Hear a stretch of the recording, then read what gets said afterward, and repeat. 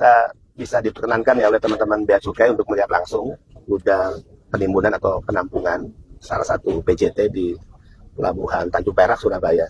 Saya menyaksikan ini lebih tertib, ya, lebih rapi, ya, kemudian juga alur proses bagaimana barang masuk ya melalui kontainer, proses X-ray itu biasa lah, masuk bandara juga sama ya.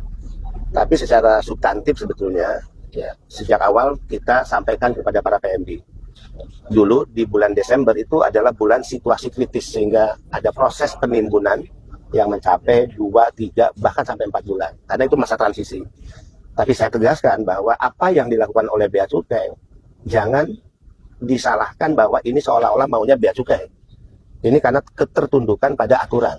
Ya. Jadi kalau Bea Cukai tidak melaksanakan aturan yang dikeluarkan oleh Mendak melalui Permendak 36 2023, pasti Bea Cukai akan menjadi pihak yang disalahkan. Justru disinilah tertib terhadap aturan. Yang kita persoalkan siapa? Yang saya persoalkan sebagai kepala BP2M adalah aturan itu sendiri. Aturan Permendak 36 2023 ini sangat ya merugikan para pekerja migran. Dan ini sangat menyinggung rasa kemanusiaan dan ini merampas ya hak-hak kemuliaan dari para pekerja migran. Kita berjuang dulu bukan untuk pembatasan barang kiriman, tapi relaksasi pajak. Negara harus hadir, menghormati pekerja migran sebagai pahlawan devisa, penyumbang devisa terbesar kedua kepada negara ini. Terakhir, sumbangan devisa mereka per tahun itu 220 triliun kepada negara ini. Ya, dulu tertinggi di tahun 2019, 195,6 triliun. Nah, ini adalah kelompok masyarakat, anak-anak bangsa yang dihargai. Cara menghargainya, salah satunya adalah dengan memberikan keringanan biaya. Tanpa membatasi berapa banyak barang dan jenis barang apa yang mereka harus kirim ke keluarganya.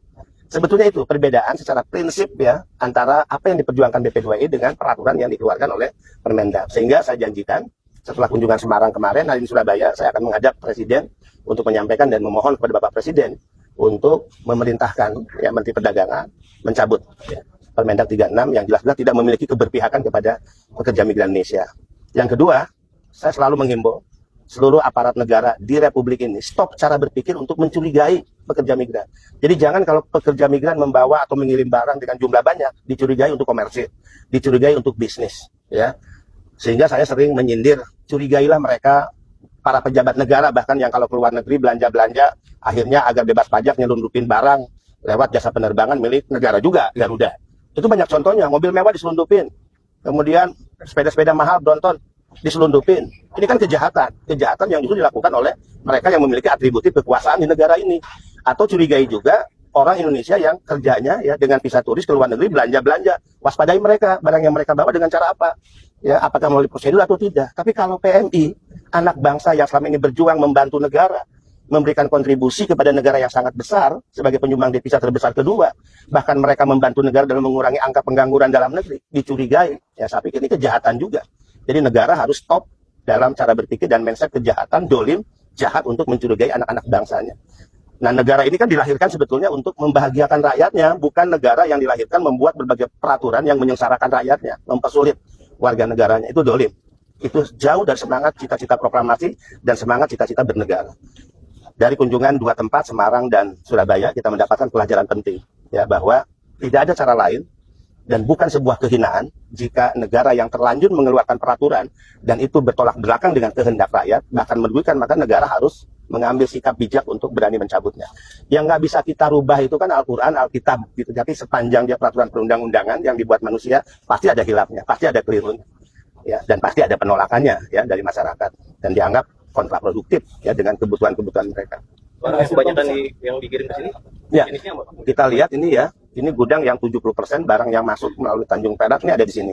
Dan dari 70% itu ya kurang lebih tadi disampaikan juga 57% adalah barang milik pekerja migran Indonesia. Nah, dalam case tertahannya barang-barang sampai 2-3 bulan di situasi kritis kemarin, ini kan kasihan. Ya, mereka bekerja, menabung ya bertahun-tahun, kemudian mengumpulkan uang, membelikan makanan agar bisa dinikmati oleh keluarganya, nggak nyampe ke kampung halaman, akhirnya rusak.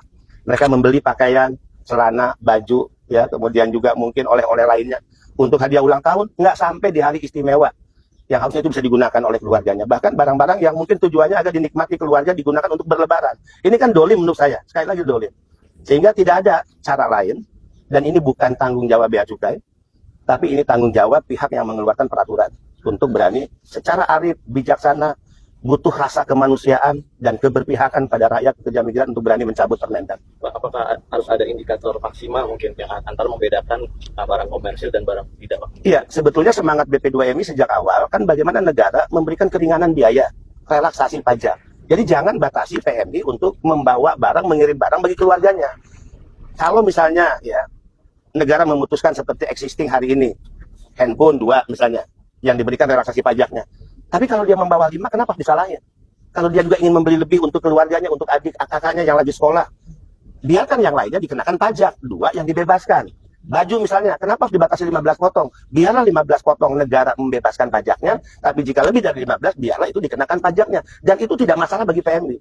Ya, PMI hanya bermasalah kenapa mereka yang punya keinginan untuk membeli barang oleh-oleh untuk keluarga, bapak, ibu, suami, istri, anak, ya saudara, itu yang dibatasi oleh negaranya. Ada keluhan nggak Pak? Itu keluhan dari PMI itu datang dari mana aja Pak? Ya, hampir ya setiap hari. Jadi saya ini sudah mencatat 4 hal. 1, ya keluhan yang datang langsung dari keluarga, keluhan yang disampaikan lewat ya, platform media sosial, WhatsApp, bahkan telepon. Isak tangis mereka saya sudah dengar. Penyampaian ya masukan dari berbagai kalangan akademisi memberikan masukan agar Permendag dicabut. Ini juga sudah ada, dan fakta lapangan yang kita temukan kemarin Semarang itu sudah membuktikan dan tidak ada cara lain. 1 hal yang dilakukan negara dengan arif dan bijaksana adalah mencabut Permendag. Rata-rata tertunda sampai kapan? Ya. Rata-rata tertunda. Masa situasi kritisnya kan sudah lewat sebetulnya, ya, yaitu saat bulan-bulan Desember itu masa transisi menunggu pemberlakuan Permendag ya 23 tahun 36 tahun 2023. Nah ini udah agak lewat, jadi udah agak normal lah sekarang ya. Berarti ini barang yang dari Desember, bukan tahanan dalam. Ini ada yang 1 minggu baru masuk ya, ataupun 2 minggu, jadi lebih kecenderungannya normal prosesnya. Kalau prosedurnya mulai dikirim ke pengirim segera Ya. Jadi kalau udah hanya 1 minggu 2 minggu di sini, itu udah otomatis ya didistribusi. Tinggal nunggu misalnya angkutannya udah tersedia atau tidak ya, dan seterusnya. Tapi yang lebih baik ini karena ini gedung milik sendiri, dia tidak menyewa, apapun ketertahanan barang itu tidak berdampak pada biaya yang dibebankan pada PMI. Itu yang keren. Tapi kalau prosedurnya berapa Pak? Pada seminggu itu apakah terlalu lama? Iya, kalau seminggu masih normal ya. Karena kan barang harus betul-betul dipastikan, diperiksa ya. Karena ada kasus juga kan, ternyata barang kiriman diduga PMI, ternyata ada narkobanya. Kan negara bertanggung jawab untuk memastikan barang yang dibawa ini adalah barang yang bebas secara hukum, tidak ada masalah, ya, bukan barang yang membahayakan dan sebagainya. Pak Izin dari BCT Pak? Cukup ya, baik, terima kasih. Ini kita hari ini mengunjungi bersama Kepala BP2MI. Kita lihat bahwa sekarang proses untuk barang kiriman, khususnya berarti jadi barang kiriman ada pekerja migran dan bukan barang pekerja migran. Jadi untuk barang yang kiriman untuk pekerja migran mendapatkan insentif, ya, sedangkan untuk yang bukan pekerja migran sesuai ketentuan terkait dengan barang kiriman. Sudah berjalan lancar, kita laksanakan, tetapi tadi perlu koordinasi terkait data mengenai status pekerja migran Indonesia. Itu penting karena tadi terkait dengan insentif ya. Kemudian juga terkait dengan mekanisme alur juga kerjasama dengan pengusaha jasa titipan yang tentunya perlu koordinasi kita semua. Dan relatif sekarang ini izin Pak Kepala memang relatif sudah berjalan. Dan kalau memang ada pertanyaan tadi bisa mengecek, men-trace sebetulnya dengan nomor resi. Karena kita tahu sebetulnya ketika barang itu posisinya di mana dengan nomor resi. Nah kalau yang mengeluh tadi nggak punya nomor resi, izin Pak Kepala, ya barangkali bukan yang ngirim berarti itu Pak Kepala. Mungkin itu, jadi mohon supportnya semua, dan saya pikir juga sudah berjalan secara berjalan. Ini mungkin agak istirahat dulu sebentar karena Idul Fitri. Nah, nanti setelah Idul Fitri kita akan ya, terima kasih. Tidak ada pembatasan atau kalau pembatasan berlaku ketentuan, kita ikut. Kalau kami kan di level implementasi, jadi kami ikut saja. Mohon Pak Kepala, tentu akan menjadi panduan kami. Baik, terima kasih. Saya tambahkan cukai tentu harus terus kita perkuat dan kita perluas dengan kementerian lembaga lain. Ya. Yang kedua, negara telah hadir untuk memberikan relaksasi. Yang ini sebuah terobosan. Ya, barang kiriman PMI dalam 1 kali pengiriman 1 tahun 3 kali itu mendapatkan relaksasi 1.500 US dollar. Kurang lebih kalau dirupiahkan ya 23 juta. Walaupun kita akan berjuang ya untuk satu saat masuk pada satu titik kebijakan negara hadir sungguh-sungguh kalau perlu barang PMI itu dibebasin semua ya sebagai bentuk penghormatan. Ya kalau kita konversi misalnya 23 juta ya itu nilai yang kecil dong dibanding dengan 220 triliun yang disumbangkan oleh PMI setiap tahunnya pada negara ini. Yang uang ini dinikmati oleh para pejabat negara. Emangnya presiden sampai ketua RT terima gaji tiap bulan itu dari mana uangnya? Emang dari nenek moyang mereka? Enggak lah. Itu dari uang rakyat. Emangnya para pejabat negara ini punya fasilitas mobil dinas, rumah dinas? Emang itu dari nenek moyangnya? Dari uang rakyat termasuk uang sumbangan para pekerja migran Indonesia. Sehingga negara ini harusnya pihak yang memiliki hutang besar kepada rakyatnya yang disebut pekerja migran. Nah, cara membayar hutang itu adalah negara membuat terobosan, menghadirkan dirinya untuk kebijakan-kebijakan yang memuliakan PMI dan